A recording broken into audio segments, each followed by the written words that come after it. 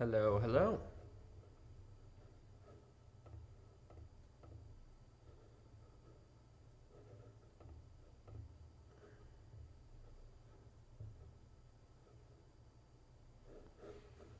All right, what's up everyone?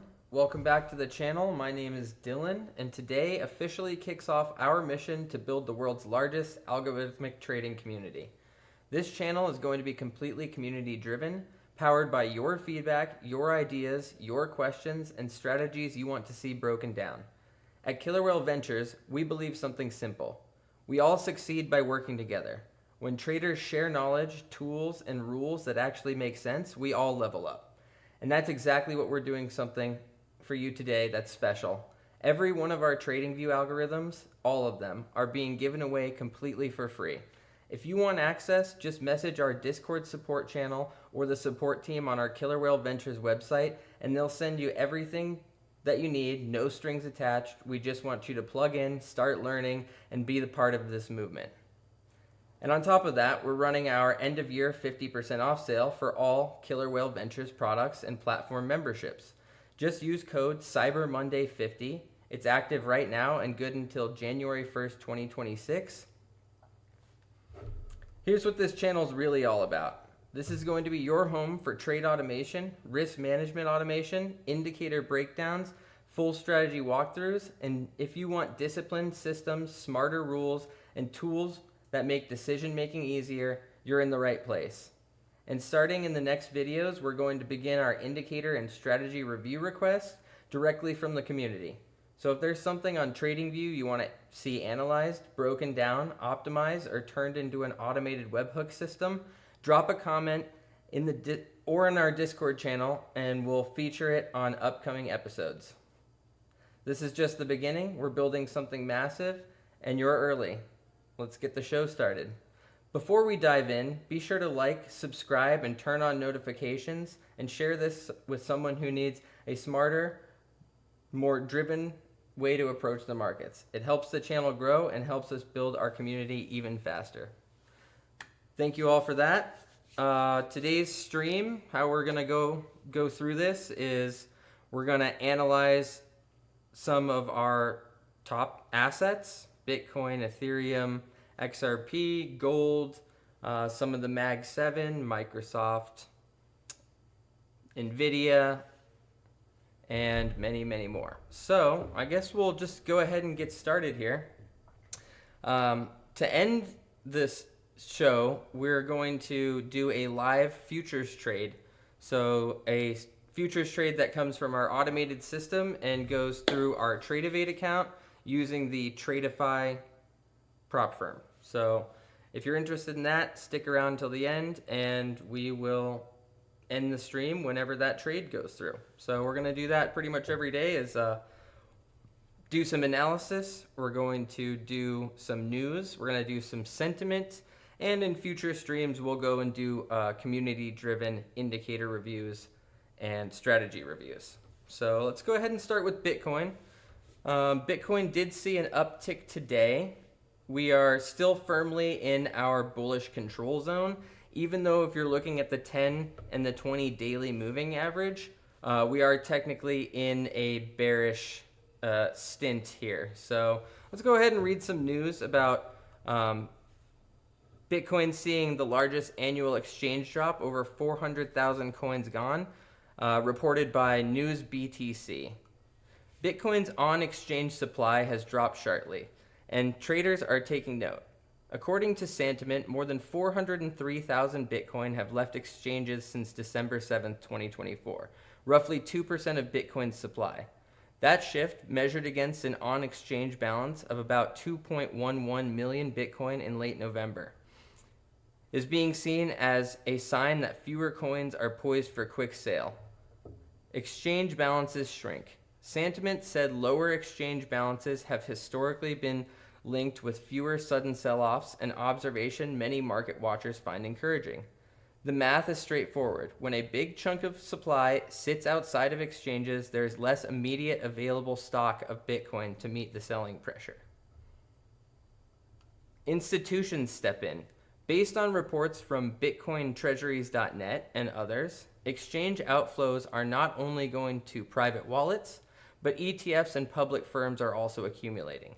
BitBo lists ETFs holding 1.5 million Bitcoin and public companies holding over 1 million.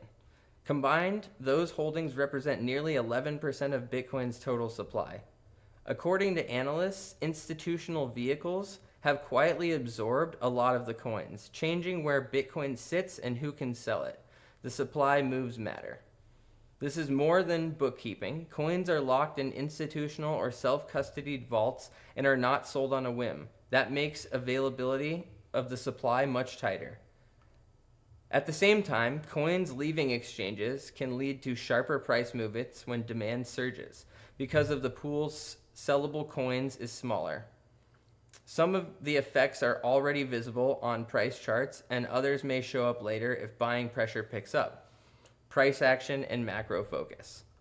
Bitcoin traded nearly 90,650 with a small rise of 0.28% in recent action. Year-to-date gains stand around 11%, which we'll get to here shortly. That's pulled back some since this was written. The market swung from daily low of 89,540 to a high of 92,290, showing active trading around current levels. Traders are watching a Federal Reserve meeting closely, and the outcome is expected to drive short-term volatility. Interest rate cuts are often move the broader markets, and crypto is no exception. Overall, the move off of exchanges looks like a bullish backdrop because it reduces immediate selling liquidity. Still, at the same time, scarcity makes price more sensitive to changes of demand, which rises possibility of sharper swings. Okay, so let's talk about that a little bit. Yes, because there is less Bitcoin sitting on exchanges and more in cold wallets, that would make sense that there's not as much volatility to be expected, because whale and larger accumulation wallets and even just regular traders accumulating off-chain means that the supply of Bitcoin on exchanges is much lower than where it could be when we see those large volatile moves. So here's we're looking at Bitcoin. Our algorithm, our UTBot 2.1 direct to crypto hopper is basically giving us the outlook at the moment that we are firmly in a bullish control zone. As you can see, we're inside of this green cloud and we're firmly accumulating. Every single one of these blue dots that you see here is a signal that automatically got sent to one of our exchanges and is purchasing each time that one of these signals goes through. Our last two signals happened on December 6th and Wednesday, November 26th. So not much going on in this area as far as the accumulation algorithms go, but I can show you from the past, our accumulation algorithm is not always in a bullish control zone. It flipped in January of 2023. So for the last 2 years or so, we have been firmly in the bullish control zone of this particular algorithm. Last time we had a sell signal on Bitcoin was in a long time ago. So last time this particular algorithm ever had a sell signal was in March of 2021.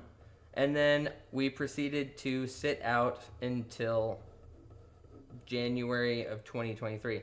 Now that's saying that we didn't completely sit out of Bitcoin. It's just this algorithm sat out of buying Bitcoin for that period of time. So again, we've been accumulating since 2023, and we're still within that bullish control zone, even though we did come down and touch almost exactly where our bullish control zone ends. So if this would have flipped to a red cloud, that would not be a very good indication of strength in the market. But since we did see a bounce there, I'm confident to say we're fully in this bullish control zone, and it wouldn't surprise me at all if by the end of the year or beginning of 2026, we were back up in this, 100 to 110, 115,000 region.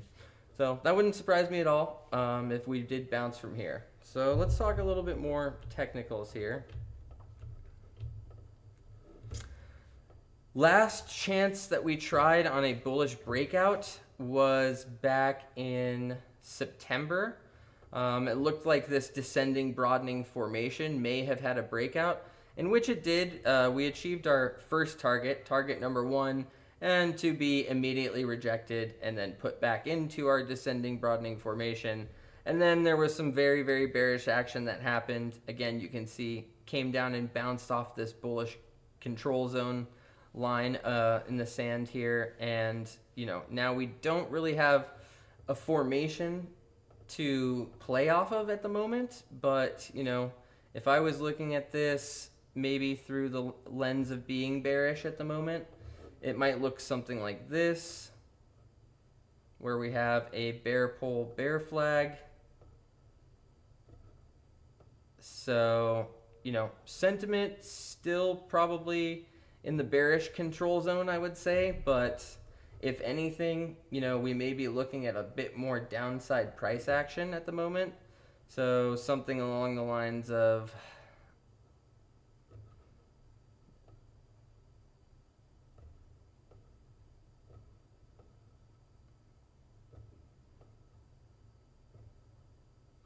we might be looking for some downside action here, with at least a target around 86,500. If this does break out, other targets would be 83,650, and then back down to our bullish control zone line in the sand here, about 81,700.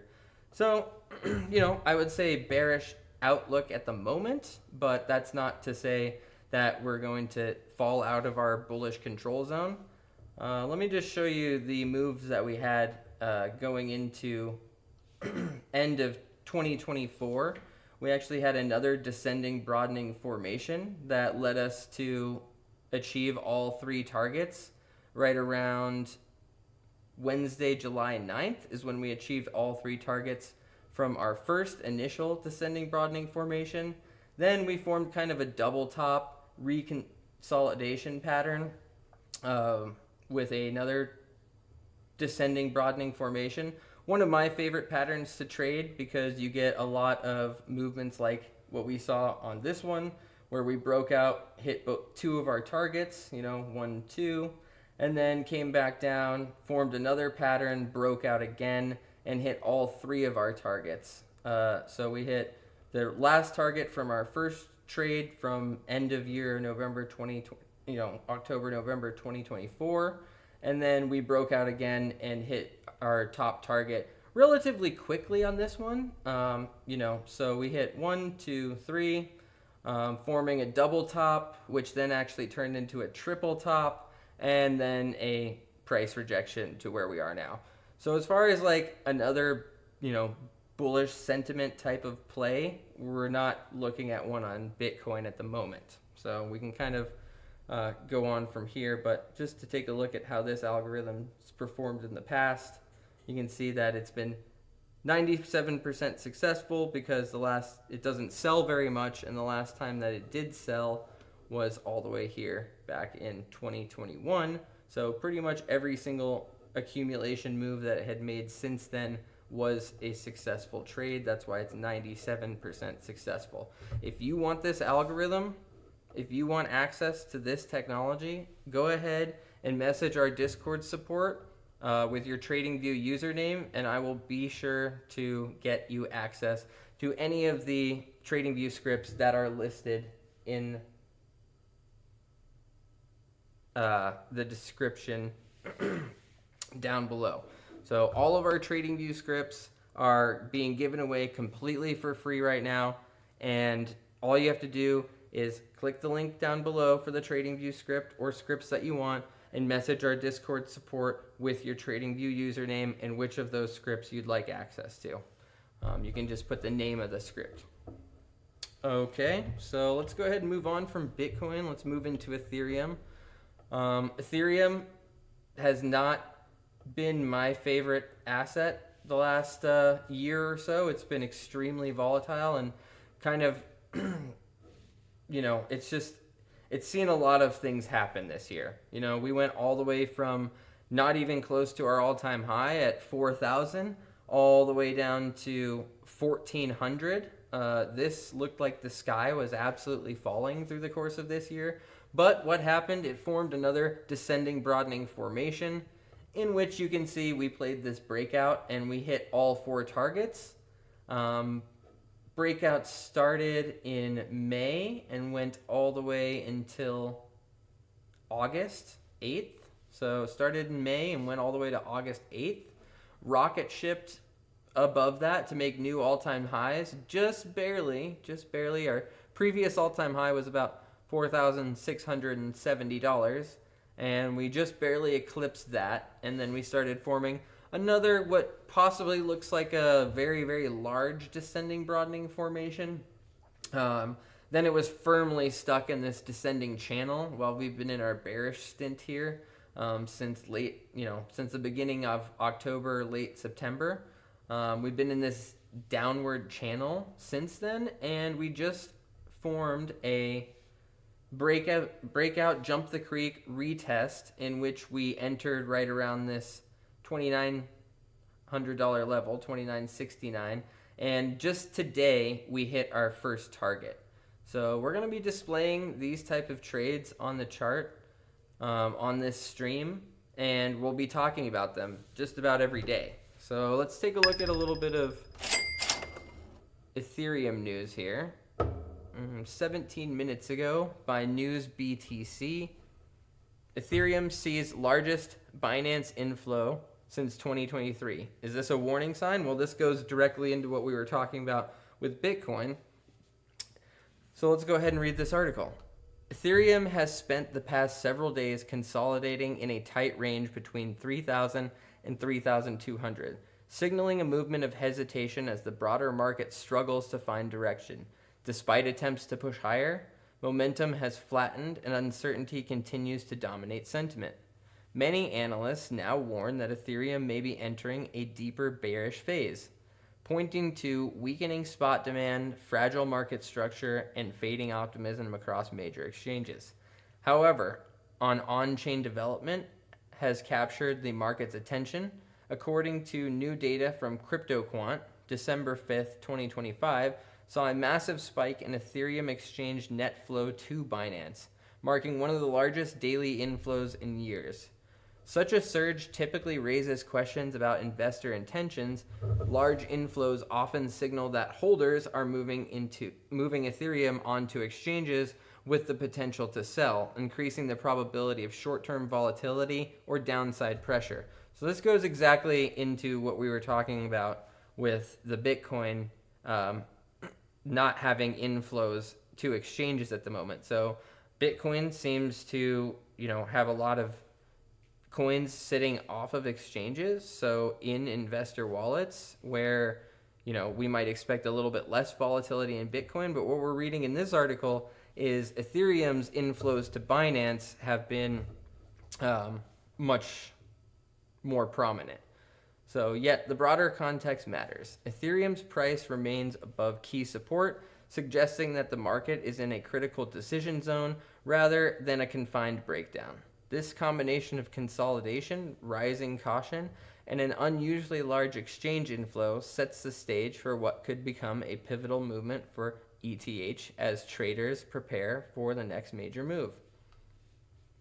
Okay, well, that about covers that for the moment. So actually, before we move on here, I did want to bring up a couple of things on Bitcoin. So I like to set up on my watch list kind of some of the key stats going on at the moment and just performance metrics that we can look at to kind of compare where we are now compared to the last week, the last month, 3 months, 6 months, a year, and then some of the seasonal type of analysis. So looking at the performance metrics, year to date, Bitcoin is right about where it was at the beginning of 2025. And we can see that if we look at the chart here. If we go to January 2025, you can see that January 1st, 2025, sits at the exact same level that we are currently at right now. Over the course of the last year, however, we've actually seen a drop in Bitcoin's price. Now, why is that significant? That's significant because if we look at the past, 5 years on Bitcoin, 2020 saw a 300% increase. 2021 saw a 60.65% increase. 2022 saw a 65% decrease. 2023 saw a 153% increase. And 2024 saw a 110% increase. So Bitcoin steadily increasing by more than 100% each year. Whereas if we look at this year, we're not seeing the same thing. We're seeing Bitcoin being about even to where it was last year in comparison.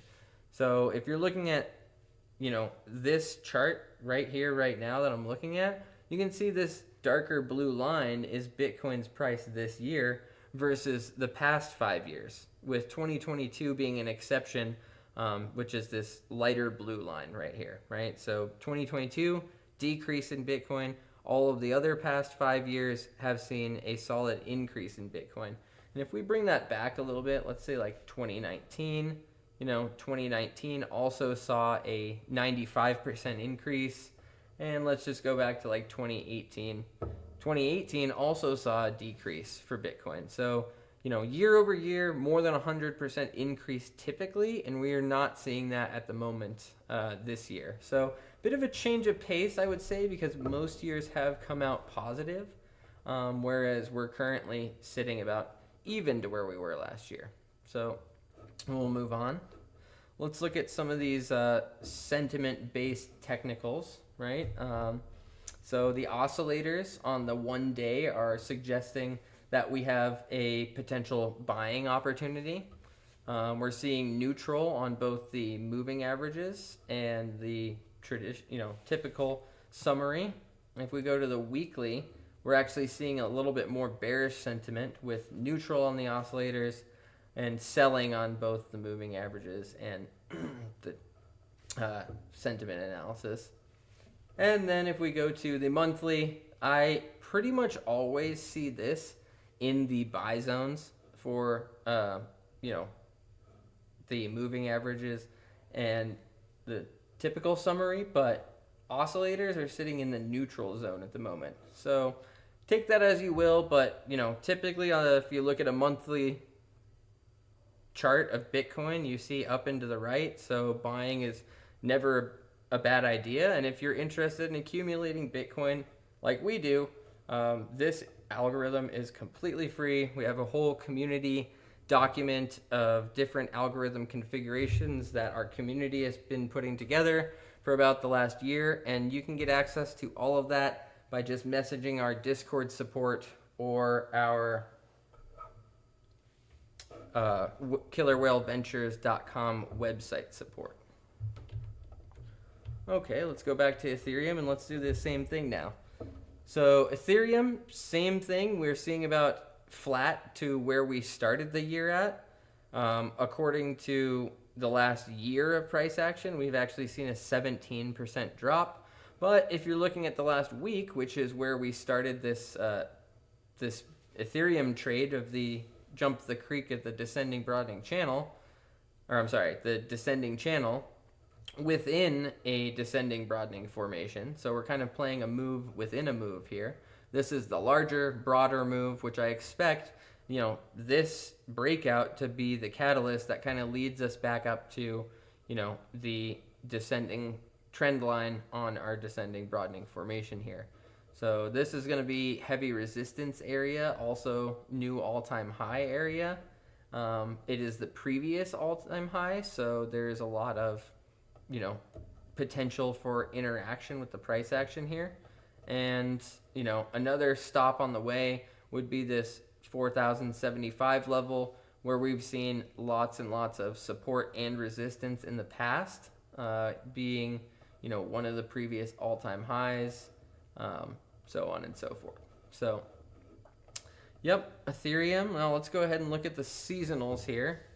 So the past 5 years, 2020 saw a 484% increase.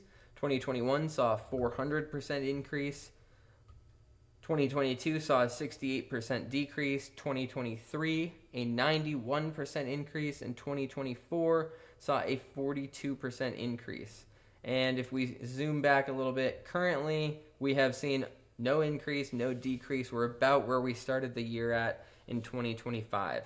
So you can see again, with the exception of 2022, Ethereum has been on the rise of more than 100% per year on average.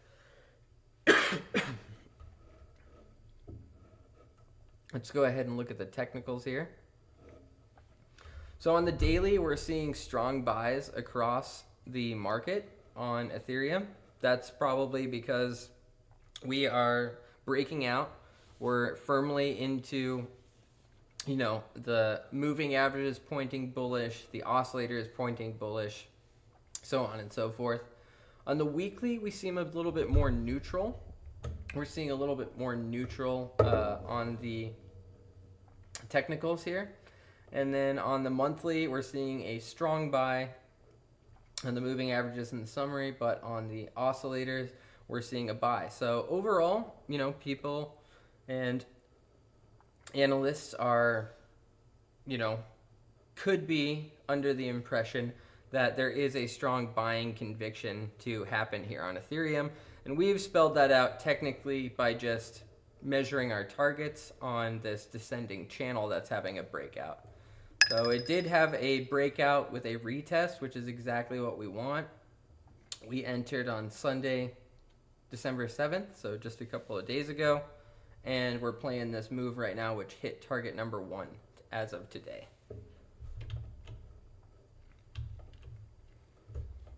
Moving on to XRP. Actually, let's go ahead and do this one because this has our technical analysis on it. So, XRP. What has XRP done this year? Absolutely nothing. It's only up 1.5% from the beginning of the year. According to the last year of price action, we're down about 20% from 1 year ago. On the weekly, we've done about 4% on the week, and monthly minus 7%, so on and so forth. Let's go ahead and look at the seasonals here before we talk about the technical analysis portion of this. So let's go ahead and just look at the last few years here. Last couple of years it looks like we got here. So 2023 saw a decrease of 30.85%, and 2024 saw an increase of 230%. I don't know how many of you were around for the years and years of XRP being 50 cents and then rocket shipping all the way up to $3, but that was a pretty incredible move right when they, were getting through their whole court case with the SEC, in which, a new precedent in the cryptocurrency space was set. So that's pretty cool. As of this year, though, not seeing much action. It's been, very, very wild and volatile in the crypto space. But as far as year-over-year gains go, this is not one of the years that year-over-year gains has been happening. We've seen a lot of, volatility, but other than that, not a whole lot going on.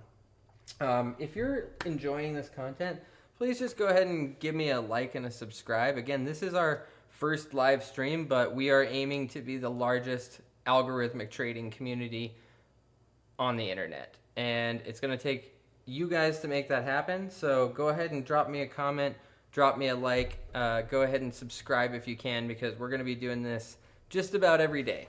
So let's go ahead and look at the technicals here. On the daily, our oscillators are showing us a buy signal. Summary is showing us a new neutral signal, and our moving averages are showing us the sell signal. So we got a mixed bag here. That happens a lot on XRP. On the weekly, we're looking more in the selling type of sentiment here. So oscillators being neutral, moving averages being sell, and the summary being sell as well. And on the monthly, very, very similar to Bitcoin and Ethereum, we're seeing, buying being the indication here. So, oscillators pointing towards buying, moving averages pointing towards buying, so on and so forth. So let's go ahead and talk about this year and the overall macro patterns that we've been seeing. So all of these little blue lines here on the chart are buy signals, right? So if I turn our UTBot 2.2 algorithm off, we can see just the price action happening, right? So let's go ahead and just talk about 2025. 2025 has been really interesting because we had that huge, massive breakout, right? And actually, we did play this move too, but it's not measured here at the moment. So let's just go ahead and we played this move as well.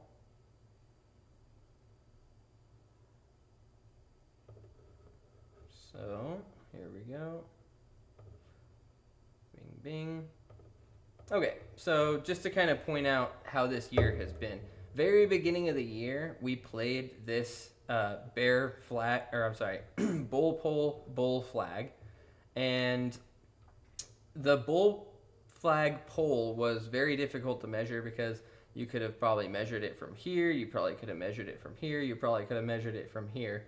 Because we had such a massive breakout, I do think that this, could have played out and we could have gone to $5 or more and it would have been absolutely incredible. But we did play this move and we hit one or two of our targets on this run up here, and I believe we came back down, stopped out somewhere around break even in this purple box, which is the zone of confluence here. So, that was a, pretty okay move. We did catch one or two targets on the way up here and then just a break even stop loss. So we'll go ahead and get rid of those because they're not as pretty. And then we formed this gigantic descending triangle, right? Or descending wedge, however you want to look at it. But descending wedge, we measured our targets being from, the height of the triangle at the breakout, the size of the structure at the beginning of the structure, and then our bull flag, right? So we kind of considered this also to be kind of a bull pole bull flag, in which case we measured our targets here. Top target on this trade was $4.55. However, we only achieved target number 2 before coming back down. And what that looked like is, we broke out, came right up to target number 1, chopped around for a while, rocket ship up to target number 2, setting a new all-time high at 366. We announced this in our Discord channel, so some of our users were able to capitalize on this trade. So we do that in our Discord channel as well, is we have live, real-time trades that we'll be highlighting in detail. So very, very cool. Definitely come and check it out. Right now, we've been just kind of in this bearish, descending, broadening formation. You'll notice I do a lot of these macro on crypto charts, and we've kind of just been, in this zone where we're forming a more large macro pattern. There's not really a whole lot to, analyze upon at the moment, but, we could say there might be something along the lines of a head and shoulders type pattern.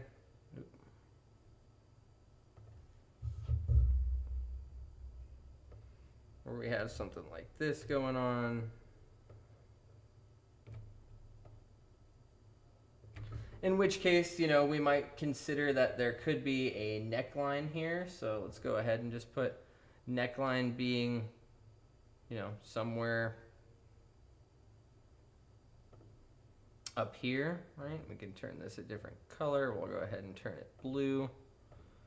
Yeah, so, we kind of forming this, inverse head and shoulders pattern where maybe if we, putz around and get a little further up here, we could have some more conviction on this type of move. We might be in some sort of, let's go ahead and do like a parallel channel. right? So parallel channel could be something along these lines, right? Where we would be approaching kind of a breakout zone right now. So you could kind of combine some analysis here potentially and say, you know, we are firmly within this parallel channel that we've been in for some time. And, you know, the idea being that we are also potentially forming an inverse head and shoulders. And if this jumps the creek and has a retest, we could look to start playing this move again, right? But, you know, our trade ended on XRP over here when we came back down to break even. So typically if we achieve target number 2, I'm going to go ahead and move my stop loss to break even. You could have left it at your, you know, stop loss level, but this gigantic bearish hammer candle on Friday, October 10th, which was absolutely insane, dropped us from $2.75 all the way down to 179 cents. So $1.79. So a $1 move on XRP in a single day. You know, that's pretty crazy. Actually, this really shows us that it was within 8 hours because we're looking at the 8-hour chart. So that entire move within 8 hours formed this huge kind of hammerish looking candle, but there was definitely no, you know, bullish follow through to be had, because when a coin loses 30% of its, 30 to 50% of its value in a single day, it's kind of hard to bounce back from there. So you can see the bears have been in control here, kind of just moving through this descending channel. Potentially we're coming up on, a sort of jump the creek back test of spring. So we could actually just measure that. We won't take too much time on it here, but let's go ahead and just measure it, right? So for me, one of the targets is going to be from the neckline, right? Next target. Actually, let's go ahead and just give this a little wider stop loss. Previous swing low. So let me zoom in here. Again, this is on the 8-hour chart. So this move is not going to be fast by any means, right? So I usually like to also draw on the chart here like a circle where I think the price action could break out, right? I think there could be the initial breakout here, and then we look at the potential retest zone. And usually I do something like, try and give it a little bit more wiggle room on the retest zone.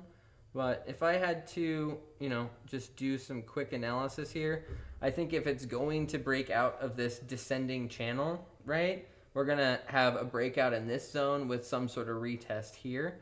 So, this target measured from the heart line, the second target, I get a lot of people asking questions of how to measure these targets.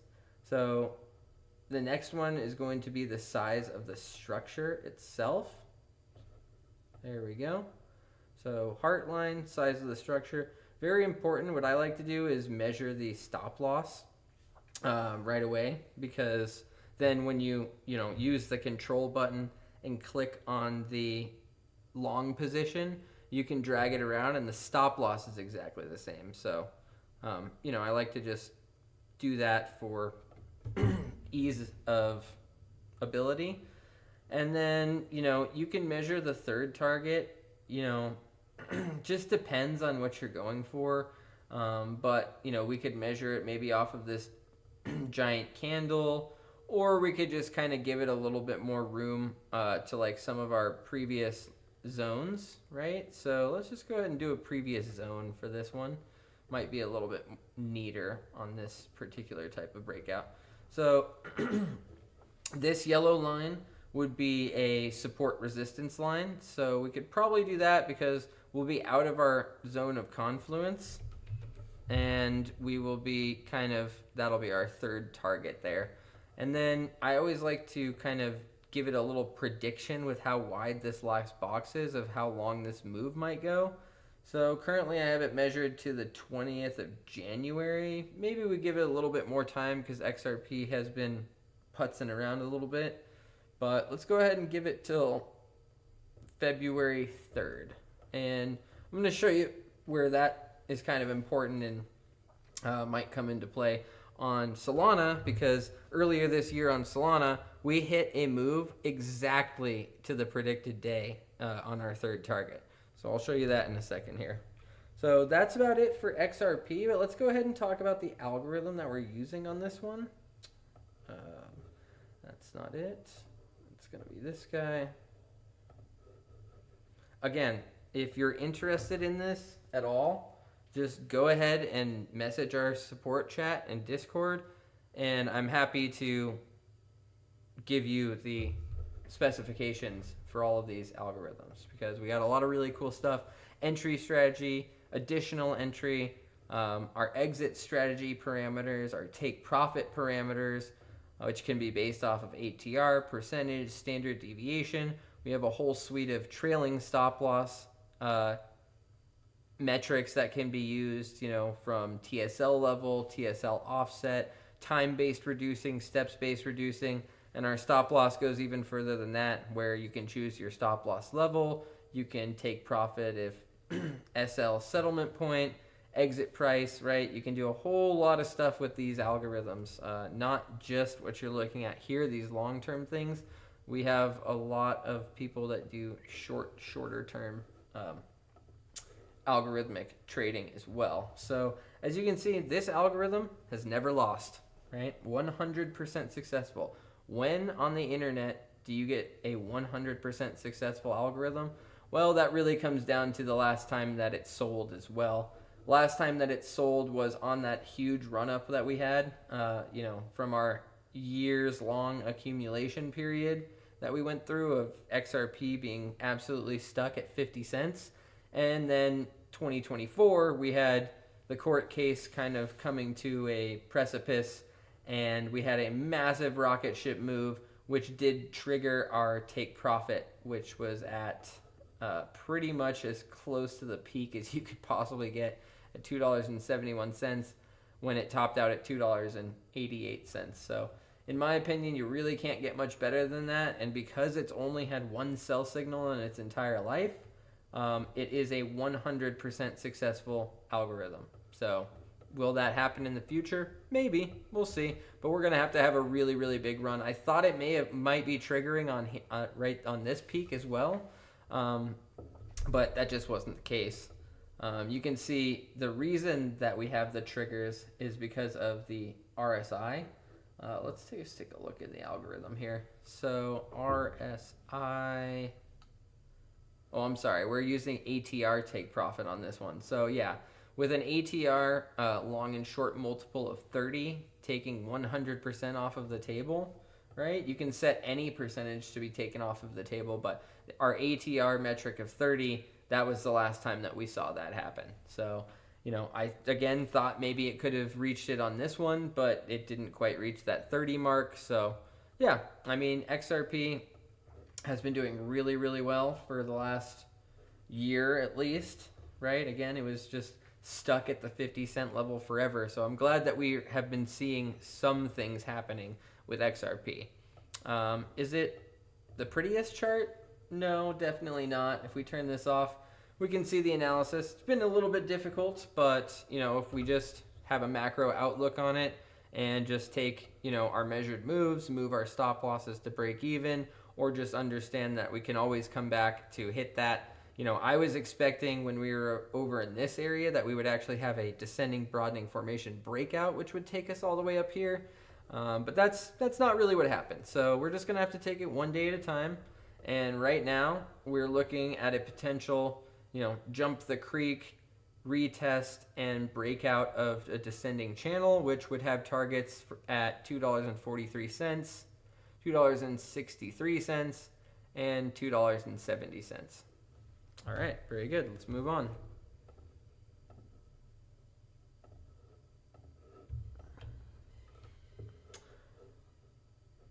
We're going to work our way backwards. Let's go ahead and go to Solana.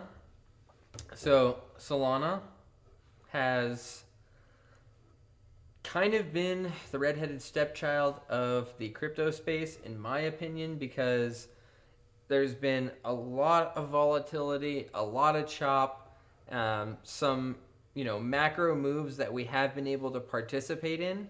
one of which played out really, really well to the exact day that we predicted in trade planning, which is what we've been doing this whole time, right, on the stream so far, and what we will continue to do. And, just one of those things that happens just from doing good analysis. Does it happen often? No, we hardly ever hit our target on the exact day that we predicted during trade planning. But that's why we do trade planning, because that's how long we think it could take, right? So let's talk about 2025. We're going to talk about 2025, but actually starting in, oh boy, let's see, December 2024. Yep, so we're on the 12-hour chart here for this particular one. And what we're looking at here is this move was insane, and it was awesome. So what we had been noticing is that there was a descending wedge type pattern forming on Solana, right? We measured the moves when we were getting about 60 to 70% of the way through our triangle. We measured the breakout, which this circle was our predicted breakout zone, which we actually broke out almost dead center of, right? Do we always hit it, right? No, but I leave these circles on here so you can see that's where we thought it was going to break out, right? Which it did. And then we were waiting for the retest. We never got a retest off of this initial break, so we never entered. The retest didn't come till later, all the way down here. I actually just put this circle on here afterwards because, we were waiting for this retest. So we actually initially entered right about here, and then we entered our major portion right here. And we left the measured targets where they were, and we went straight rocket ship in just a matter of days from where we had actually entered, throughout the course of this breakout, right? And boom. So that happened, right? And that was at the end of 2024, beginning of 2025, when everything was doing, amazing, wonderful 600% gains and whatnot in the altcoin space. And then we had this long, 4-month ride down this descending channel. And we, basically out of that descending channel, very similarly to what we had predicted on, Ethereum just now, right? And XRP, is we measured our targets, right? In this case, we had 3 targets, and we entered on the breakout of this move. We didn't really even wait till the retest on this one. Entered on the breakout of this move, and you can see, which we posted all of this, the entire move, from start to finish in our Discord channel, in our chart analysis channel, so our chart updates channel. So, we played this move literally to the T. This does not happen, people. Like, it's crazy. So, there was this long bearish, stint that we had, followed by a grinding upward stint, followed by another descending channel that we're in right now. Now, you can see this purple box. Whenever you see a purple box on my charts, what you're looking at is the zone of confluence, right? When I say zone of confluence, it just means that's the most touches that it has had in its recent lifetime, right? Recent lifetime being, in this case from December 2023. So really the last 2 or 3 years, the last since December 2023, this has been our zone of confluence because this is the most touches that we've seen is in this box. So that has always acted as support for the last couple of years for the most part. We didn't even find any resistance with it here, okay? So we broke through the zone of confluence, and you would expect to see some resistance here. There wasn't really much resistance. So this zone of confluence has mostly acted like support on Solana. So we're not seeing anything right now. We did move across the heart line of this descending channel, and we could see something very, very similar to what we saw, on XRP here, right? Where we're coming to the edge of the channel and we might have a potential breakout. And then also on Ethereum having its descending channel, and now it is having its breakout. I will say Ethereum usually leads the way in the altcoin space. So what we're going to do on this stream right now is let's just go ahead and measure some potential, target areas and breakout areas for Solana. I don't usually like to do that until it's at least crossed the heart line, because once it's crossed the heart line, it gives us a little bit more conviction that we could float out of the descending channel at some point. Other scenario is it continues to float to the descending trend line on the descending channel and then just gets absolutely rejected, right? That's always a possibility. But since we're playing a long-term outlook on this, I like to think that the assets I'm accumulating over time will go up in value. So let's just go ahead and do a little predictive analysis here, saying that our breakout zone could be somewhere around here. Just from past experience, these retests, let me zoom in here. So these retests on Solana typically will have a strong breakout move and then an exaggeratedly long retest, right? We saw here, breakout move, exaggeratedly long retest, never got all the way down there because this descending channel was very, very, had a very, very, downward sloping descending channel, right? So again, you can see if it was going to be a retest, it would have been this in consideration. So let's just go ahead and say that if we have another exaggerated retest, maybe we're looking around this area, right? So that's kind of what we're looking at on our breakout potential zone if we do decide to continue bullishly. And then retest zone, I'm actually going to move this up slightly. Let's just go ahead and, for sake of, it being a little bit more like a normal breakout retest. So we'll go ahead and put that there, and let's just go ahead and measure our position. So first one being from the heart line to the breakout zone or top of structure. And then we'll do our stop loss here as the previous swing low. We'll give it a little wiggle room there. So if you wanted to look at it through this lens, we might actually have to give it a little bit more room to the downside. So that gives us a risk to reward. We want to have at least like 1-to-1 risk to reward. So we'll go ahead and give it that for our first target. And then if you push control on your keyboard and then click, it'll just drag out to the right. And then we can measure our second target, which is the size of the structure. So we'll go about there.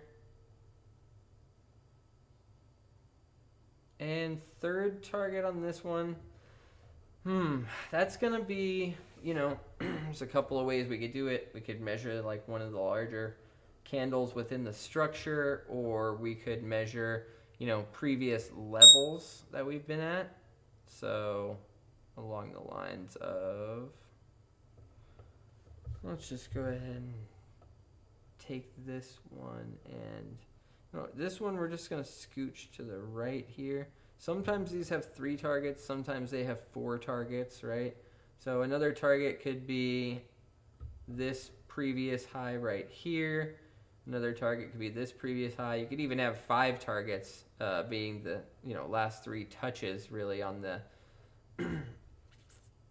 either the touches on the line or this one. This previous like touch on the line didn't quite touch it, but that's a little close for a third target. That's a little bit more appropriate for a third target. If we want to swing for the fence, we can say that could be our third target, which looks a little bit more appropriate. Generalizing, our stair-step type of, target measurement. So let's just go ahead and we'll leave it right there. We're going to give it this previous high is our third target. And then trade planning. How far out do we want to give this move? Well, the last one took from, let's say, March 17th until September 15th, so 6 months it took on this one, so, let's just say our breakout zone is somewhere in this area like we're, analyzing at the moment. So let's say, It breaks out around the end of the year, December 28th, December 29th, December 30th. So end of year, if we're going to give this one 6 months of time, it might be something like June, May, June. Yeah, let's go ahead and we're going to give it until June 10th. June 10th. So about 6 months. Yeah, that's the size of this move right here.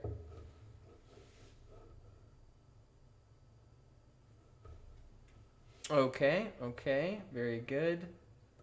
Moving forward, let's go ahead and talk about some Solana news, and then it's let's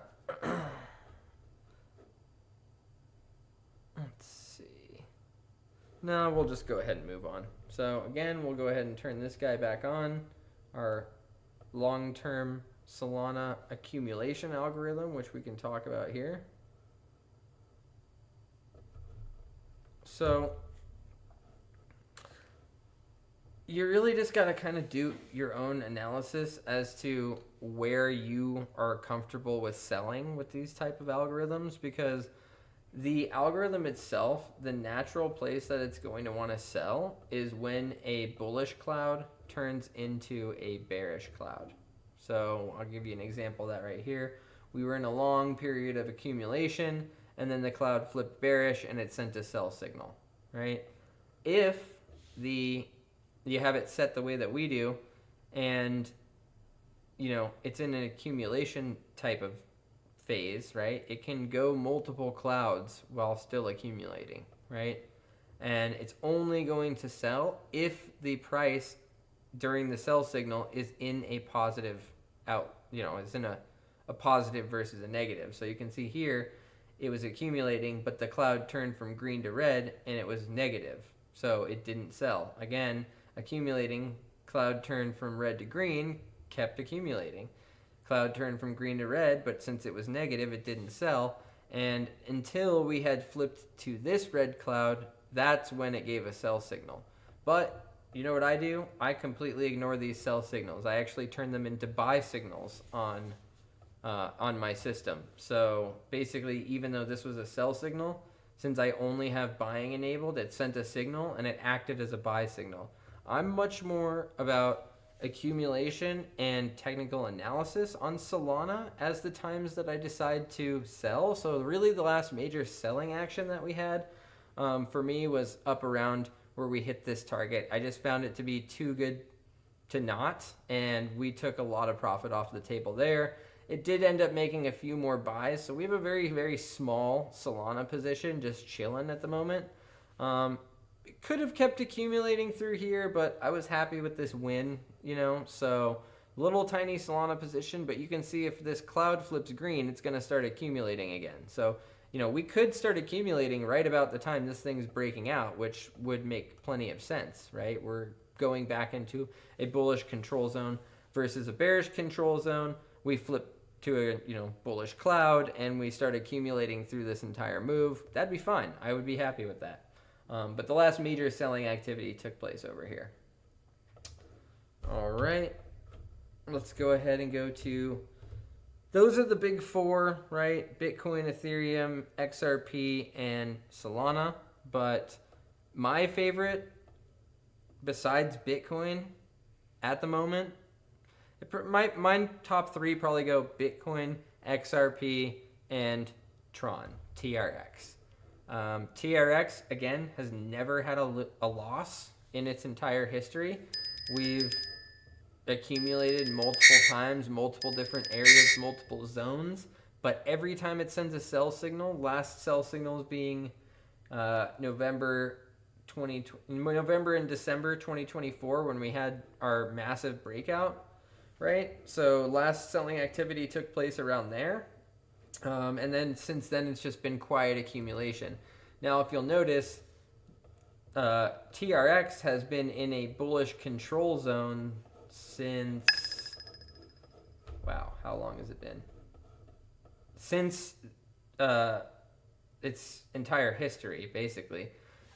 Its entire history on Binance anyway. So from June 2018, we have only ever been in a bullish control zone on TRX, right? And the only times that it's ever sold, there was a period of time here where it stopped accumulating because it reached the number of trades that I allow, right? So if we just look right here, I allow it to accumulate up to 300 times. You can do more than that if you want, but for me, it makes sense to allow it to accumulate up to 300 times. So it accumulated up to 300 times, and then we kind of just sat from 2021 until 2023, where we did have some selling activity. So, we started selling and started accumulating again in September of 2023. And then our latest selling activity was November, December 2024. And we've just been quietly accumulating ever since. My favorite thing about Tron is the way that it looks if you zoom out of it. So if we go to the daily chart, this thing, even in 2022, when everything else had a bear market, this thing did not have a bear market. It had a sideways market, but it really wasn't a bear market like the rest of everything else. This particular asset, a lot of people hate on Justin Sun for whatever reason, but for me, it goes up and to the right, and that's all that it's ever done. And we just participate in selling activity when there are applicable moves to sell, right? So let's go ahead and go back to our 8-hour chart, and let's zoom in a little bit, right? So we'll put this away. Let's go ahead and zoom in. Oh, what do we have here? Well, we're in another descending type of channel on TRX, and we just came across the heart line again, right? We could probably actually do something a little more like that. So we've been floating around this heart line, since October, right? We were below it. We came back up to it, back below it, came back up to it. So now we're, again, kind of crossing that heart line. So, we could even do the same sort of thing here. Let's go ahead and give an estimation of where we might have a breakout if it were to break this top side. Now, you may be noticing by now that these are all of my long-term accumulation algorithms, right? These are the Killer Whale long-term accumulation algorithms, and they don't do any shorting, right? So in the crypto space particularly, I am much more focused on long-term accumulation algorithms than I am in longing and shorting. That's not to say you can't do that, and you can definitely do that with our suite of algorithms. If you're interested in doing that, go ahead, go down below, find the algorithm that you want access to, or all of them, send us a message in our Discord support, and I guarantee you I will get you hooked up with those in the next couple of days here. So let's go ahead and measure like an estimation of where the breakout zone could be.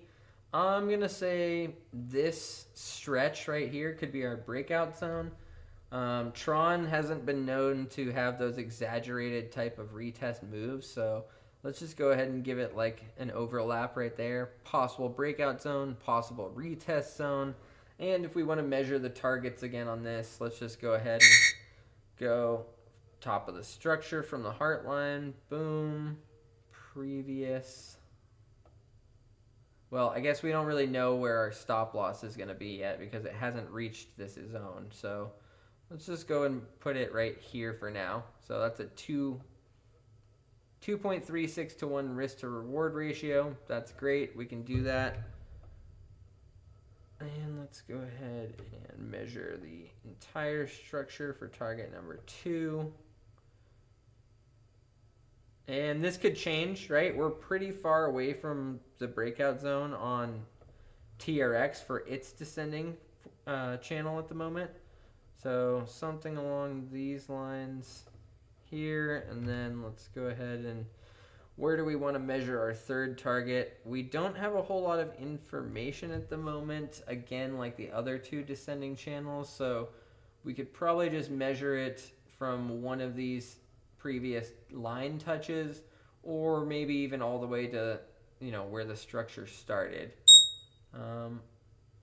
Since we measured the other one, We may also give this a target number 4 if once the breakout starts to occur, we notice a couple of different things, or we're just ambitious with it.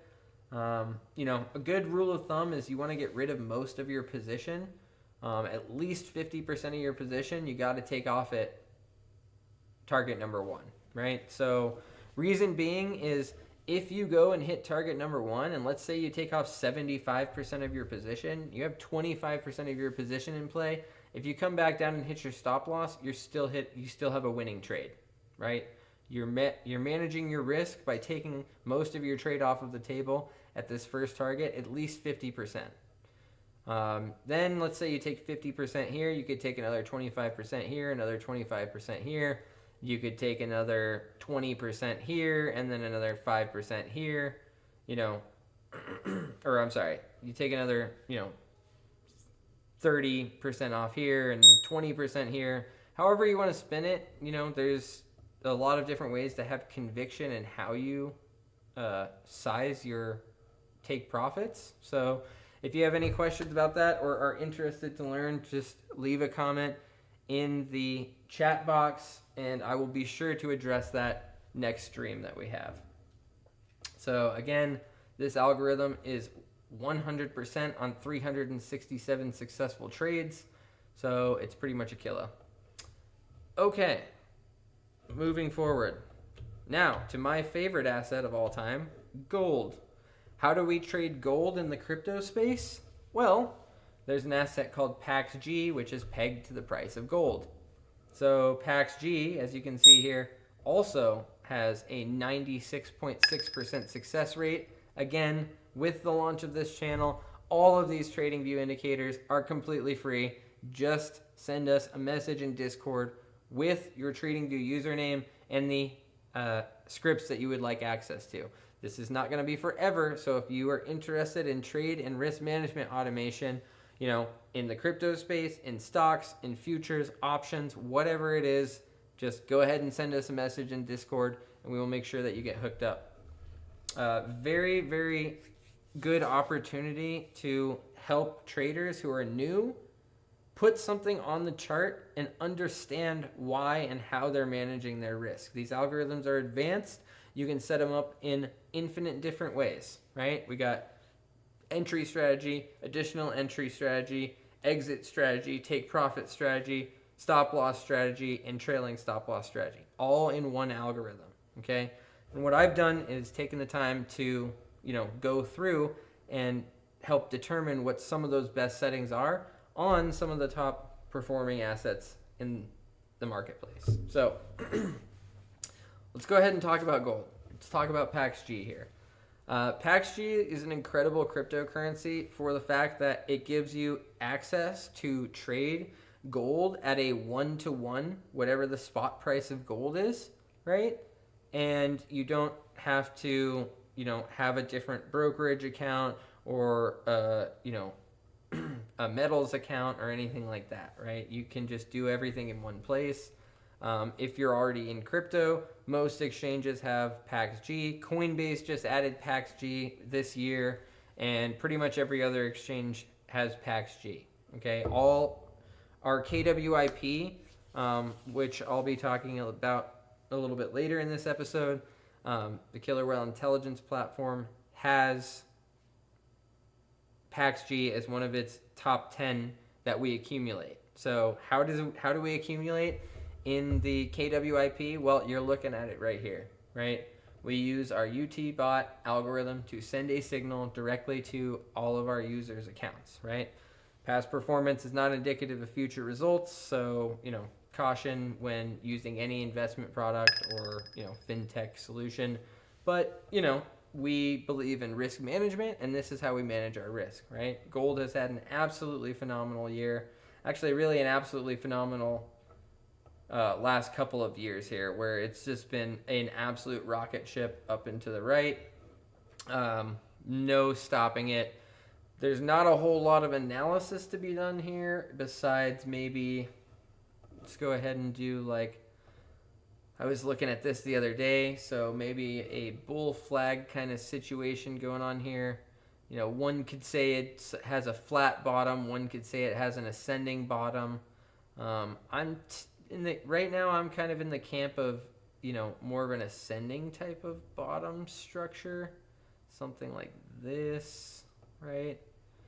So we could be looking at, a potential bull flag going on here.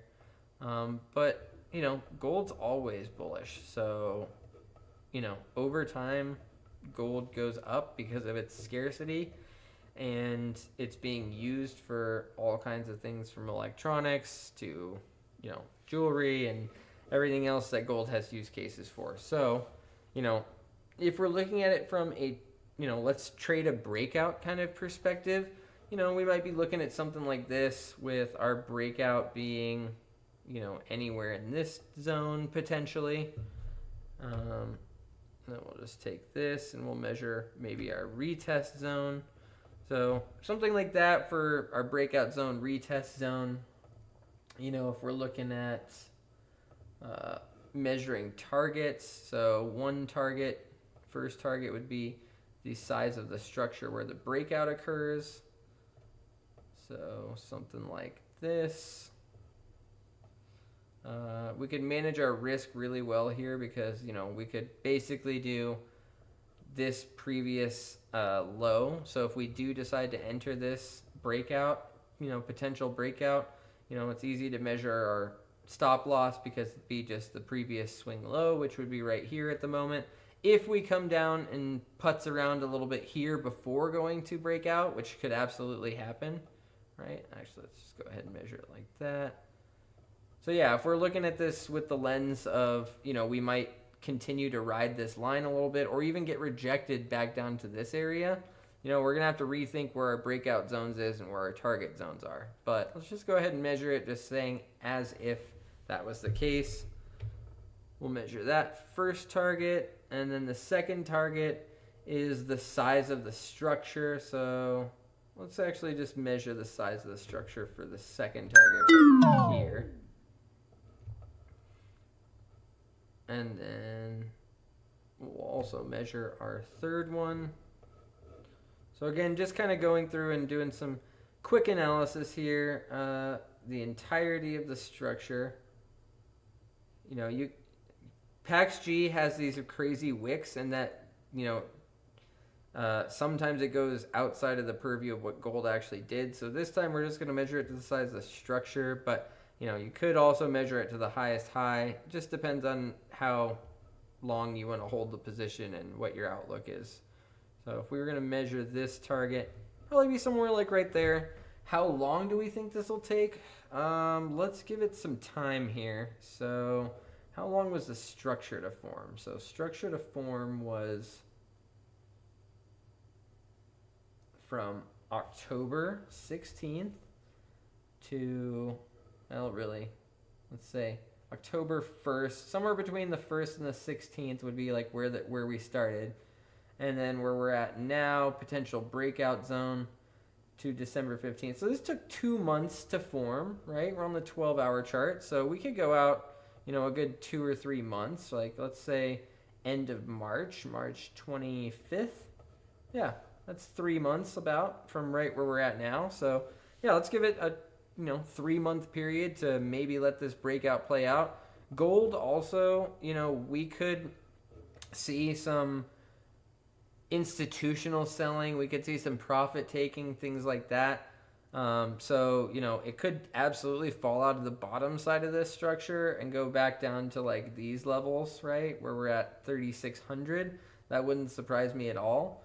It would surprise me a little bit in comparison to what it's done since 2024, right? 2024 and beginning of 2024, gold was $1,900 an ounce, $2,000 an ounce. Now it's $4,200 an ounce. So, you want a 100% gain in 2 years? Well, let's get on the time machine and go back to 2024, because riding this the entire time would have been a heck of a low risk play that would have paid off really, really well.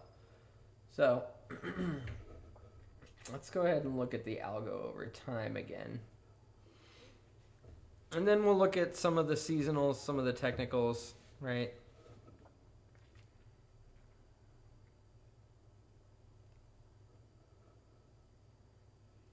Again, this algorithm, 96.6% profitable because it has very few sell signals. The sell signals that it does have are just on point, right?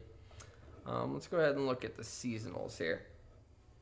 So, if we're looking back in time, 2020, gold saw no gain, a minus 0.67%, so just about break even. 2021 saw, a minus 5% on gold. 2022 saw about even, and then 2023 is where we really ramped up with 11% gain. 2024 we had a 29% gain, and then this year we've had a whopping 60% gain on gold. So scarce asset is bound to go up, especially one that's used every day for various different purposes, right? Let's go ahead and look at some more technicals. On the daily, our oscillators neutral, moving averages are a strong buy, and our sentiment analysis summary is in the buy zone. On the 1 week chart, oscillators neutral, moving averages strong buy, sentiment summary buy, and then on the month, oscillators are saying sell because we're at some of the highest levels we've ever been at, but moving averages are saying strong buy, and our sentiment and summary are saying buy. So all steam ahead on gold, and yeah, let's go ahead and move on here. So actually we just took a trade on one of our futures algos.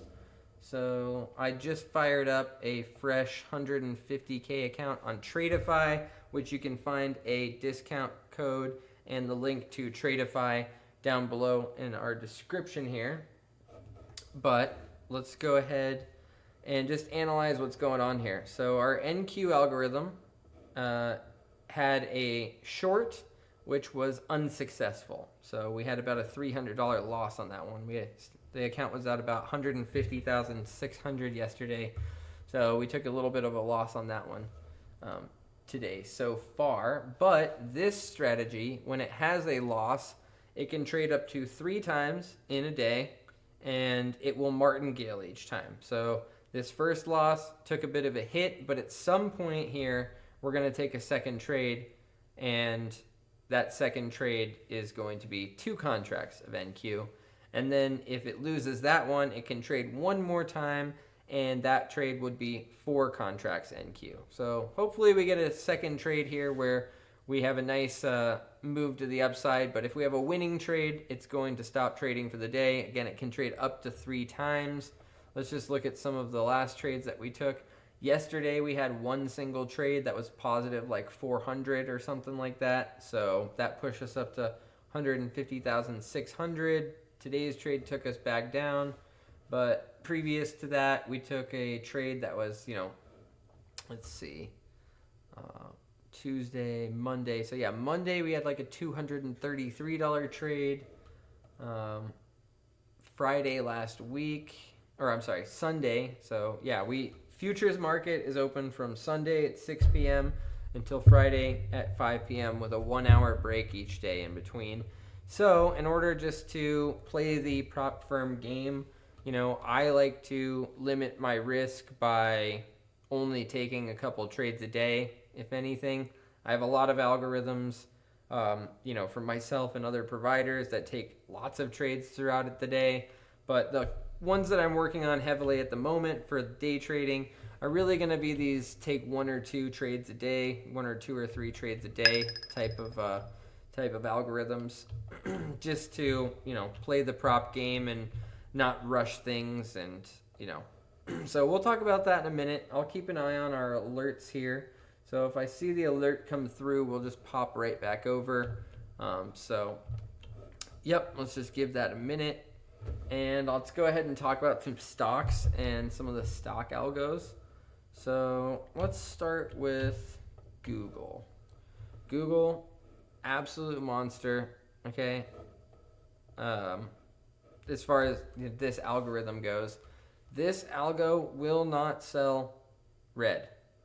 So just know you're looking at this, but sometime, with a 92% success rate, and you can see the trade that we've taken through the course of November, right? The last trade that we took entered 4 times, right? So something like this, you could have played with spot, you could have played with options. There's a lot of different things you could do with these signals, because, we had 4 entries and then basically waited from our last entry on 17th of November and then ended up selling at 326.27 on the 25th of November. So basically this trade accumulated from the 10th of November to the 17th, 7 days of accumulation. And then we hit our nice move to the upside and sold at 326 and then hit our trailing stop loss at 321. And Google's pretty much just been going sideways the entire month of December so far. No real gain or upside or downside. So that's, we like to see sideways and to the right versus down and to the right. But I will say this does take some cojones sometimes because, while this trade was also very similar and very successful, right? A single entry, very successful trade, a single entry, mildly successful trade. But if we look back a little bit further in time, this entire area is where you would have had to have some serious conviction in the algorithm or some cash sitting there ready to go into positions because it accumulated from the beginning of this, the beginning of the year. Let's say first entry was the 26th of December 2024 and basically accumulated all year long, right? Just casually accumulating all year long. Even on the 10-minute chart, we're accumulating all year long. So, here's May, June, July. So we're 7 months into the year and all we've been doing is buying. That's fine, right? Google's a great company. I use Google every single day and I'm sure you do too. So, I have no problem with continuing to purchase Google with the understanding that at some point it's going to send a, sell signal, right? When we get to our trailing stop loss metrics, right? So here is where we arm our trailing stop loss, this blue line, horizontal line right across here. So you can see, this is where we arm our trailing stop loss. This is our trailing stop loss offset. And in this algorithm, we either have time-based or time-based or steps-based. So in this case, we have a time-based reducing stop loss of 3. So it's going to start reducing as soon as the trailing stop gets hit, right? Our arming level is going to start reducing towards the price action, depending on what's happening. If there's a new high, it'll raise the trailing stop loss level, and then the offset will also reset. So you can see it was going towards the price action, and then there was a new high, and it reset. Going towards the price action, and so on and so forth. But then going into the end of the year, we've had, several successful moves that would have just been, absolutely incredible if you played options on it or something like that, right? So just how we manage our risk and having conviction using mathematics to understand how to analyze these assets, right? And we're not doing anything too crazy, right? All we're using is, our bullish control zones flips to enter into plays and our trailing stop loss to exit, right? So pretty simple. Let's go ahead and look at some of the things here on Google. Earnings have been higher than the estimate every single quarter this year so far. So I don't expect that to change going into the end of the year because we've had an amazing run on Google at the end of the year, right? So you can see, some of the metrics here going into that, beating our expected earnings every quarter so far. Let's go ahead and look at the seasonals here again. So let's look at the past 5 years since 2020. 2020 saw a 29.66% increase. 2021 saw a 68.96% increase. 2022 saw a minus 38%. 2023, we saw a 57% increase. And then 2024 saw a 36% increase. So Google be crushing it. And then 2025, we've seen a 66% increase.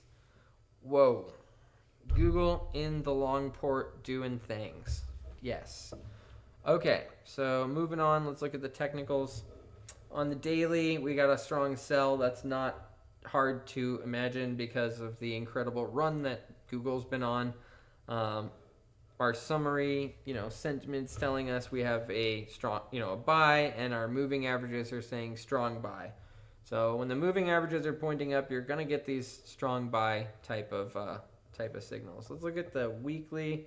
Same thing on the weekly, exactly the same. Oscillators sell, moving averages buy, sentiment buy.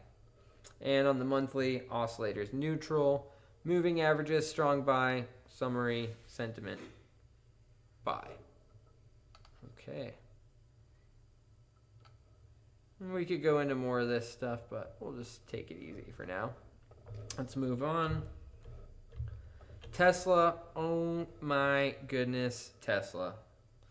So this one is one that I would like the community's help with, right? Because this is not the prettiest algorithm as far as profit curve on, our strategy tester here. Is it up and to the right? Absolutely it is, right? But Tesla is the cryptocurrency of the stock market, so it does crazy things, right? Like, let's look at 2025. Beginning of 2025, all-time high. By March, April and May, we had dropped from 489 all the way to 215. So minus 50%. This looks a lot like Ethereum to me, honestly. Minus 50% from beginning of the year till May. And then we formed a double bottom, right? This nice double bottom type of formation. I don't really play these because they're not enough conviction for me to just play a double bottom. Absolutely can, and we can talk about that in the future. If somebody wants to play a double bottom, we could give you a low risk type of scenario, right? Just request assets to look at in the comments, request assets to look at in our Discord, and we can slap an algorithm on them. We can, just do technical analysis on them. Been doing this a long time. I'm happy to do it. Any asset, just go ahead and give us a request, and we could possibly cover it in our next show. So next show is going to be tomorrow, so we could cover it as soon as tomorrow.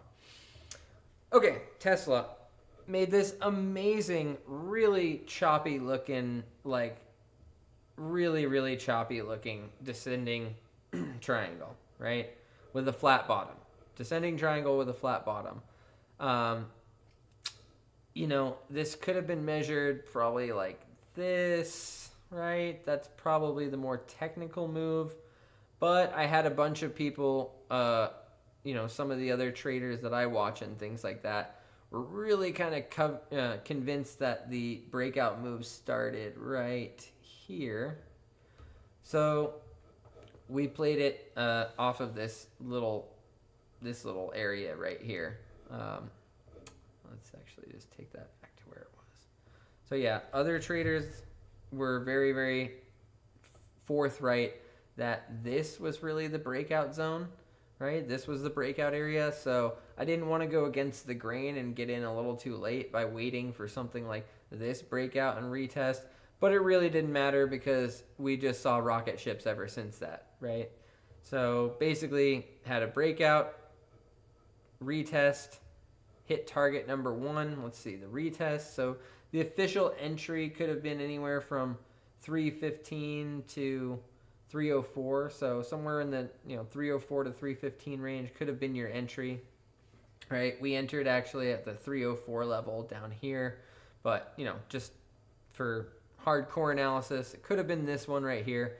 But yeah, so went from 304 to 367, hitting our first target where we took off most of our position, and then went right up to our second target at 457. So that was, September 11th until October 2nd.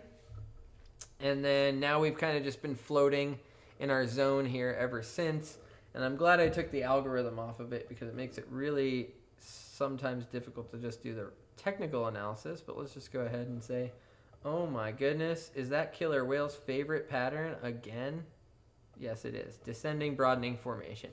So we'll be expecting, I'm kind of expecting Tesla to get absolutely rejected here and go back down here.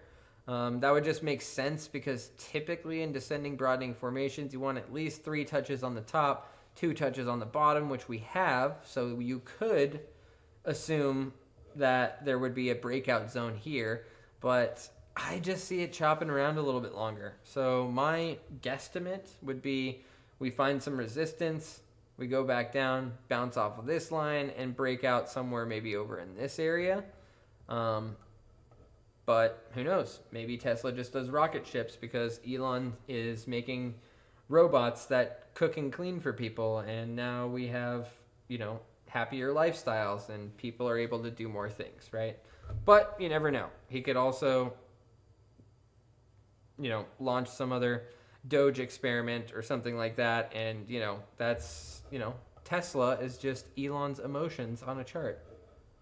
So we're going to not measure the targets on this one. We're going to see how this one plays out a little bit more before we make any major convictions on taking a trade here. But let's just go ahead and put the Tesla algo back on the chart here and take a look. Yep, that's it. So, if we're looking at this from the algo perspective, this one's a bit more aggressive, I would say. So, it takes entries and exits a little bit more frequently. And I say more frequently, but, we had an accumulation time span from, January 21st all the way to May 9th. So, a 5-month period of just accumulating every once in a while, and then a major take profit event, and then more accumulation and a take profit event, so on and so forth. So this one's a little bit more sporadic than the other algos. So again, absolutely would love to have some of the YouTube and Discord community go through and, play around with some of this stuff because we work better together, right? All right, let's look at Meta next. Meta.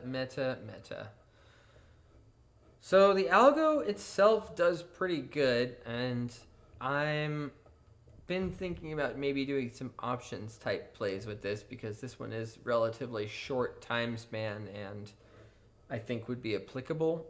Don't necessarily have to be holding for 6 months at a time to participate in this particular algorithm. But let's just go ahead and do our analysis here without anything else on the chart. So, all right, looks like we got another, oh my goodness, could it be a descending, broadening formation? So you'll notice this is my favorite pattern to trade. It takes a very long time to form sometimes. It is not the most, it's very predictable, okay? But it takes a very long time sometimes. You can have multi-month, multi-year long descending, broadening formations, right? So very, very interesting. But we'll just leave that there for now. Nothing too much to do right there. Let's go and see if we're in. So we missed our second trade. Not to worry though, because it was also a loser. So let's go ahead and look at the strategy tester here. You can see this particular algorithm has been doing really, really well, right? with a max equity drawdown of 3,500. So that's why I have it on a 150K account, because for the last, when did this one start here? Let's see.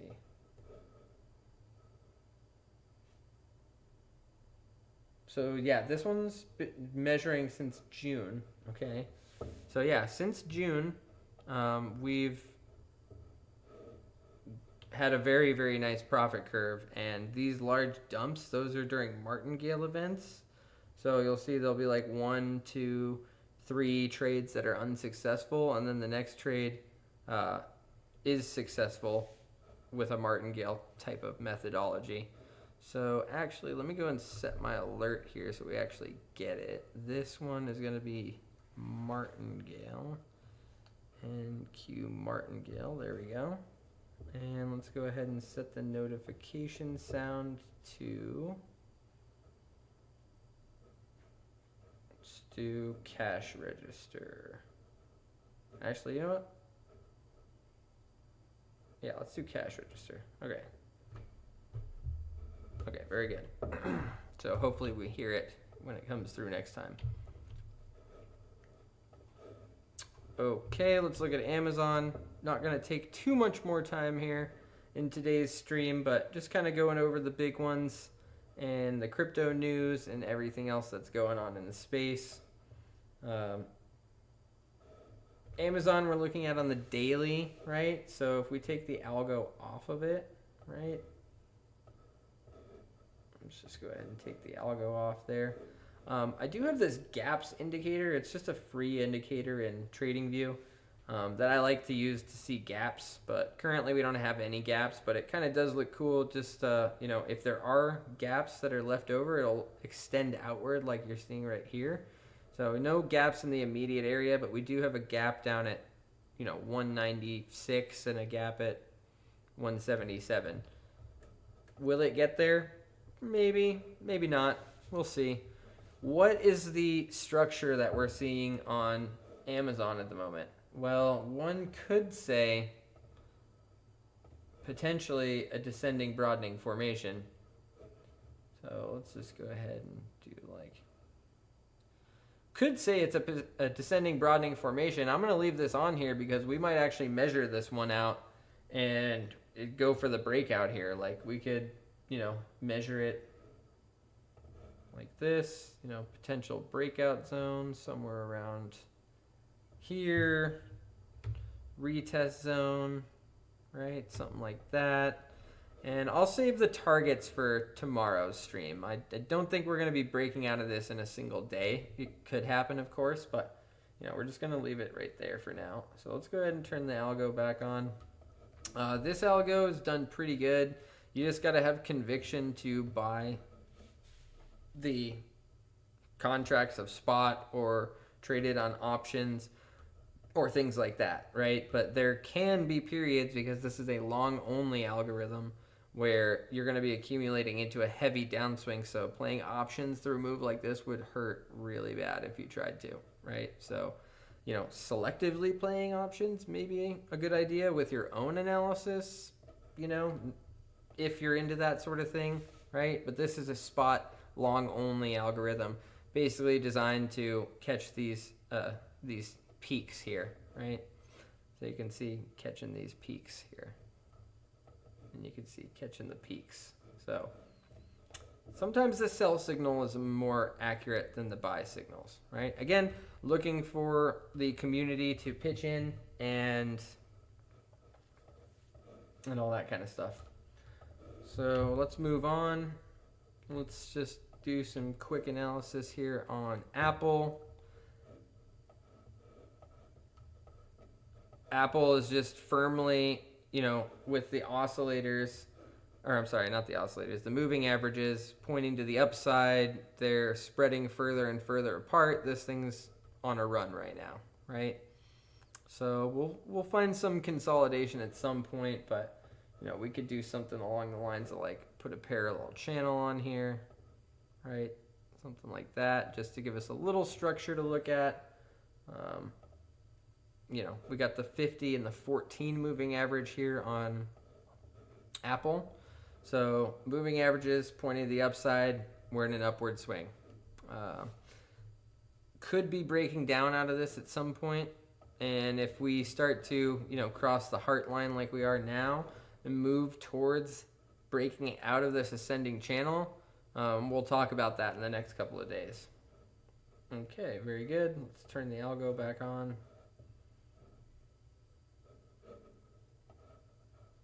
Let's see. There we go. Okay, very good. Number next, Microsoft. Microsoft's algo has been doing amazing things. This thing hardly ever loses. So very, very good algorithm. It's on the 1 hour chart. And basically what we're looking at here is if you were to follow the algorithm, you'd be accumulating in these downswings and then doing selling events at relative peaks, right? One thing I wish that this would have done is maybe accumulate through this zone, but it had already hit its selling on, this move that it was in. So, very, very good for spot trading, very, very good for accumulation. You can do something like only have this send buy signals and then selectively choose which sell signals to use, right? When you get your alerts. So this is fully automatable. You can set up your alerts and, yeah, very, very cool stuff here. Very cool stuff. Again, if you want any of these, go to our Discord, send us a message. NVIDIA. So the NVIDIA algo, 89.9% accuracy. NVIDIA, we've been participating in a trade that was a technical analysis based trade, so we can talk about that for a minute. What do we have here, folks? Descending broadening formation. Is that the only thing I look for? Absolutely not. Is it happening all the time on all kinds of different charts? Absolutely is, right? So here we had our breakout, touch target number 1. Breakout was on Monday, May 12th. Target number 1 got achieved on Monday, June 23rd. Target number 2 got achieved on Wednesday,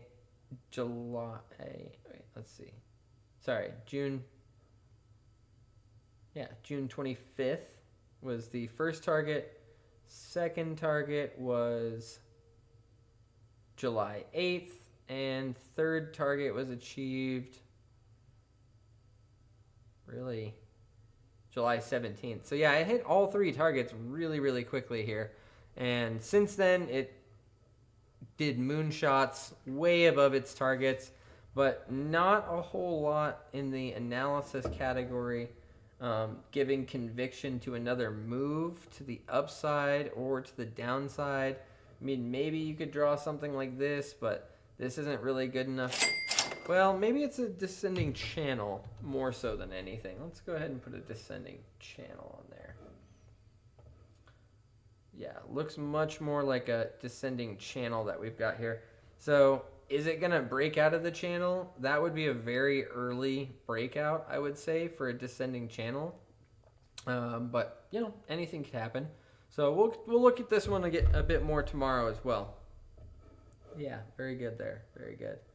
NVIDIA, we have, as I recall, 2 different algorithms. One is more of a slower pace. NVIDIA is only in the $100 to $200 range, so it's pretty easy to participate in all of these accumulation moves on something like Alpaca.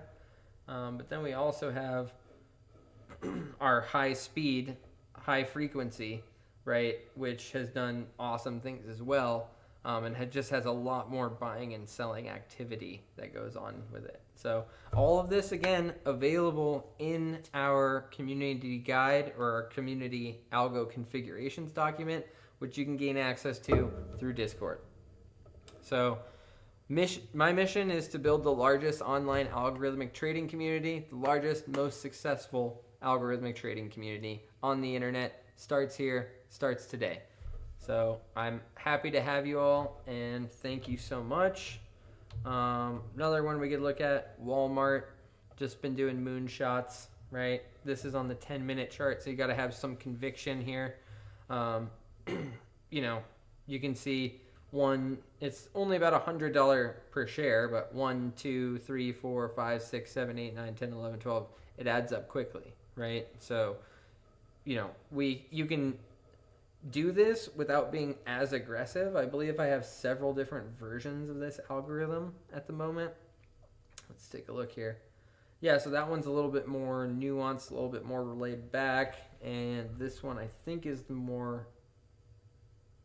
Yeah, so this one's still in development there, but this, you know, as long as you have some conviction and you're able to buy every share, every other share that it throws a signal for, you can use this with a degree of accuracy, about 86%, right? So, again, all of this is available, and I'm giving it away for free to get this channel off the ground. Let's go back over to our current futures trading that's happening. So this will potentially take one more trade today. I'm glad we didn't do these ones live per se, because it did have 2 losers already. If it does have another winner, you know, I'll be talking about that tomorrow, but you know, I'm going to try tomorrow to catch these moves a little bit better, so that we can take a live trade tomorrow together.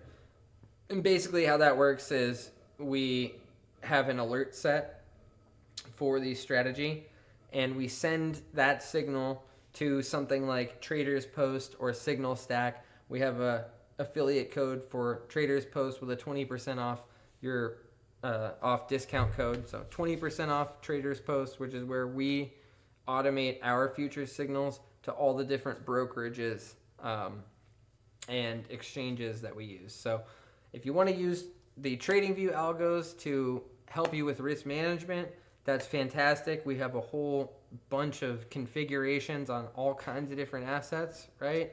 If you want to use it for strategy development and order placement, these all use webhooks to send signals automatically. Okay, here we go. We actually just entered our 3rd trade for the day, and it's going to be short, so I'm glad we caught this live on together.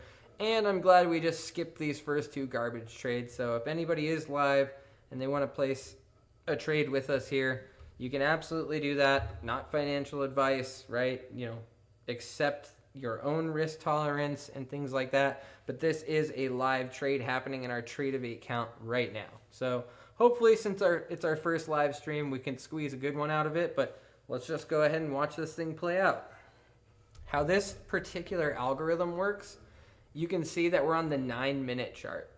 So you can see the countdown happening on the right-hand side here.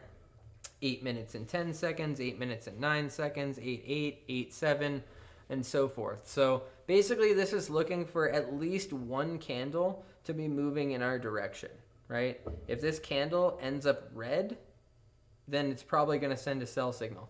If it ends up green like this one did, right, it's going to send a sell signal. So is it based off of time entirely? No, but time in this instance plays a big role, because all we want to do is sit in this trade for about 9 minutes or less, right? And another cool thing about this is, like, you know, you can change this stuff up. This is actually another provider that we use called Algo Pro. It's just one of the tools in our toolbox. So, you know, this is one of their newest algorithms. So what I would like to encourage with these streams is comment on an indicator or an algorithm or a strategy that you have been playing with or you want to try, and next stream we will go through some of those indicators, right? I would like to dedicate some time during these streams to go through indicators or go through charts or go through, you know, technical analysis, sentiment analysis, whatever it's going to be. Comment it in our YouTube channel or send us a message in Discord, and next time we're going to try and analyze a few different indicators for our community. So here you can see we have we've taken this trade, which we're in you know, for about 6.5 more minutes here. Not entirely sure why it only entered -2 when it's supposed to enter -4. So let's just go ahead and, again, still in development here. So it sent a sell signal for -2. Okay, that's interesting. So yeah, this is another provider, but I'm gonna test them all out through the course of this channel. So yeah, anybody who has comments, questions, anything like that, just let us know, and we will analyze some of these indicators and review some of these indicators. So I'd have to give part of my daily review today is it said that it's sending a signal for -4, but in actuality, it only sent a signal for -2 this time. Let's go ahead and look at the last trade that it did also. Let's see, continuation. Let's see, we're looking for, there's been a lot of signals since then, but here we go. Okay, martingale. So that could have been it. One. Let's look through here again. All the signals that have been sent since then. This continuation algorithm is not going anywhere at the moment. It's just in testing. Here we go. So yeah, 2. Okay. Okay, interesting. Not really sure why it sent this one for 2 when it was supposed to send it for 4, but I will certainly be diving into that since I do have this going to a Tradevate account at the moment. Or I'm sorry, Tradeify account. Again, in the description below, we have links to all of our affiliates and all of our partners. So yeah, go ahead and check it out. And this trade's got about 4 more minutes on it, it looks like. So we're just going to hang in here for another... Actually, you know what? While we're here, I might just go ahead and...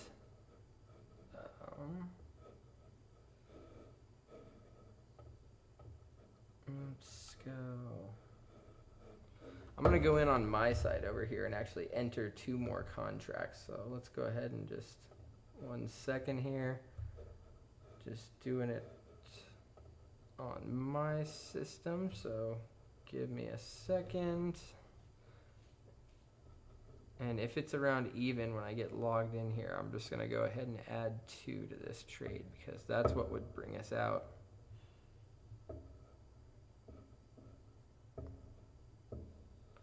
So yeah, while we got 3 minutes left here.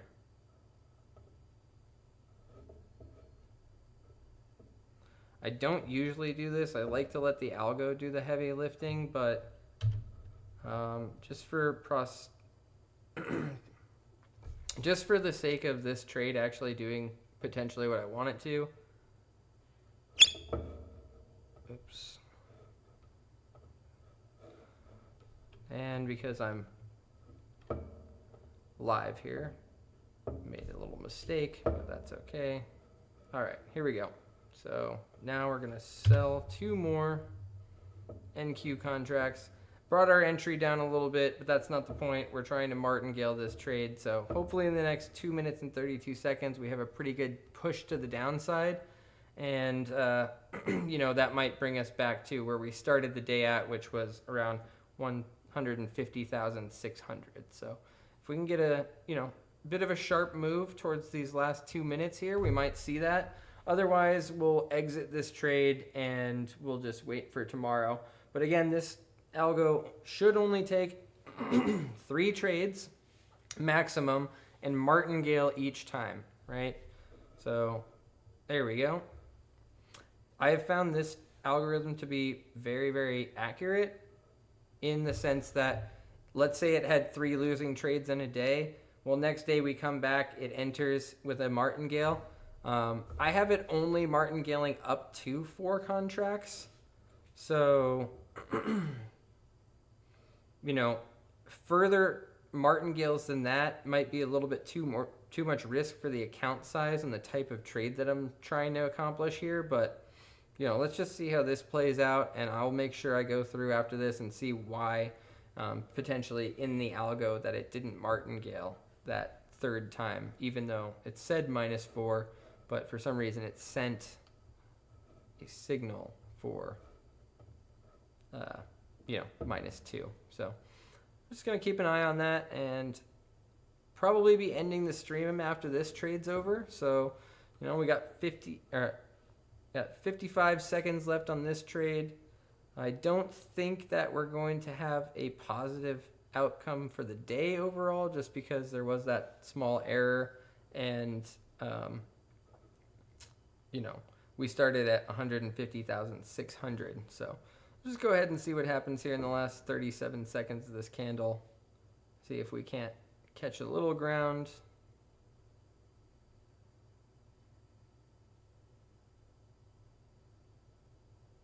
I do like Tradeify because they have end of day trailing drawdown. So your drawdown is not following you constantly all the time like it is on something like Apex, right? But yeah, I do like their end of day trailing drawdown. I like their dashboard much better. We can do in-depth reviews of different prop firms and things like that. But for me, I'm an algo trader. Everything I like to do risk management wise, I like to do with a structured mathematical formula behind that, right? So let's go ahead and see what happens here. Okay, should be printing our next 9-minute candle here any second. And we're just going to go ahead and stay in this trade until it sends a sell signal here.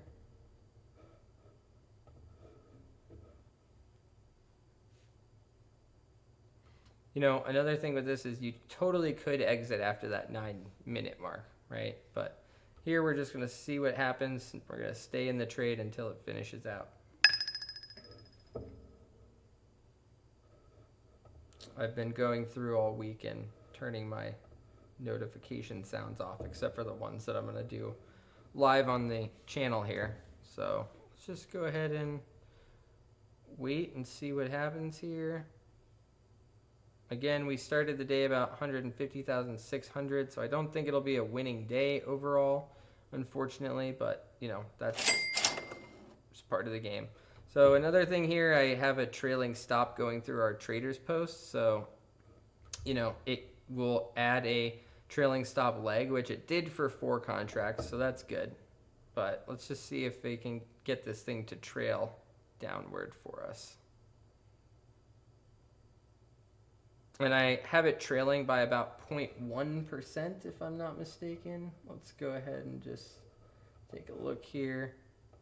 Trailing by, 0.01% is how much we're trailing by, right?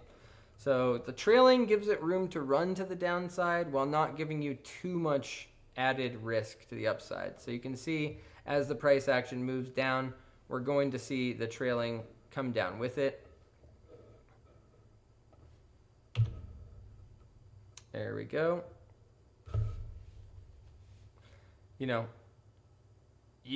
If you were trading this, you could feel free to exit the trade at any point in time. I like to use the trailing stop method because, look, there we go. Now we have moved our trailing stop below break even. So we'll finish with profit no matter what on this particular trade. So again, today's activity, we had 1 unsuccessful trade, 2 unsuccessful trades. We martingaled twice, and then wanted to martingale on this one automatically, but had to kind of force it to martingale. And now we're just kind of following this downward move. So hopefully we can see some, an exaggerated downward push here. Another thing is there we go. Boom. So let's see if we can, put us back above break even. Boom. There we go. So about break even on the day overall, but that is exactly what I was looking for out of the trailing stop, right? We put our trailing stop a little bit higher, even though it told it to sell right here, which would have resulted in some profit. We were able to follow it all the way down here and sell. So heck yeah. Okay, friends, I think that's about it for today's first stream here. So let me just leave you with this. That's going to wrap it up for today's session. Thank you for hanging out, learning, contributing, and being a part of what we're building here at Killer Whale Ventures. Remember, this channel is completely community driven, and together we're on a mission to build the world's largest algorithmic trading community. Everything we do here is about smarter rules, better automation, and putting risk management first. If you want to access all of our TradingView algorithms for free, just message our Discord support channel or reach out on killerwhaleventures.com website. We're giving everything away while we grow this channel, so take advantage of it. And don't forget, our end of year 50% off sale is live right now. Use code CyberMonday50 on killerwhaleventures.com, and any product on our platform is 50% off until January 1st, 2026. We'll also be doing indicator and strategy review requests in upcoming videos, so drop your suggestions in the comments or DM us in our support on Discord, and we will bring the best ones onto the stream next time. If you got value from today's live, please do me a huge favor. Like the video, subscribe to the channel, turn on notifications, and share this with anyone who wants to automate their risk management and begin their trading with a little bit more nuance, a little bit more conviction, right? As to using mathematical principles to help you manage your risk. I appreciate all of